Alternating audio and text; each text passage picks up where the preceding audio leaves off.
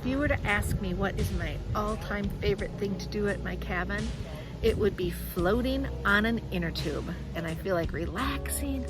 I love to just get on an inner tube and float the afternoon away. I can get pretty much anyone in my family to join me in that activity. It is so fun and so awesome. And we set up a collection of chairs. Have a little table. We bring down our favorite beverages, bring down music, and I've got music right here.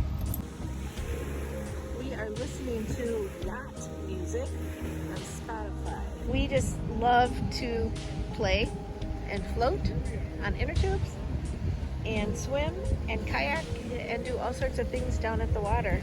Now, I grew up going to cabins. My parents bought their first cabin, which was a little concrete block, one room, no running water, one outlet. It was basically a concrete shanty.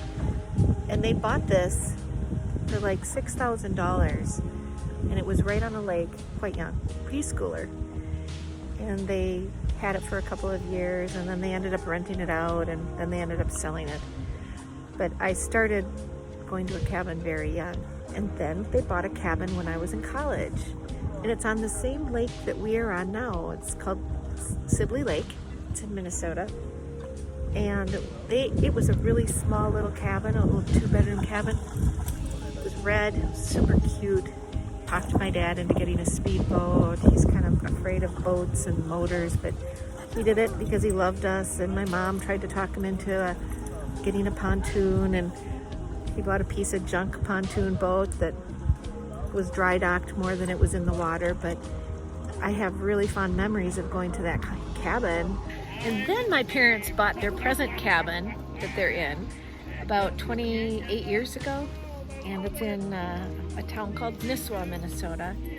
And so we have spent a quarter of a century with our kids at that cabin. We've had just so much fun with waterfront. And my dad, he did have a newer pontoon, and it didn't go very fast, but we'd pull kids in slow motion on that tube.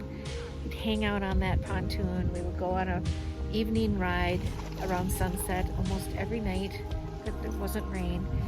And we had floaties, and we had so much fun.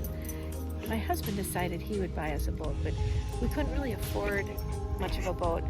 So he ended up buying this 1965 Larson. It's a little brown boat, 4-person hold. And it was vintage. That was all we could afford.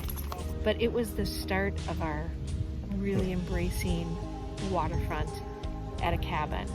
And so we have had 2 other boats since then. We love to pull kids, our nieces and nephews. We've pulled our friends when they've come up here on the boat and exploring different lakes. And we are listening to yacht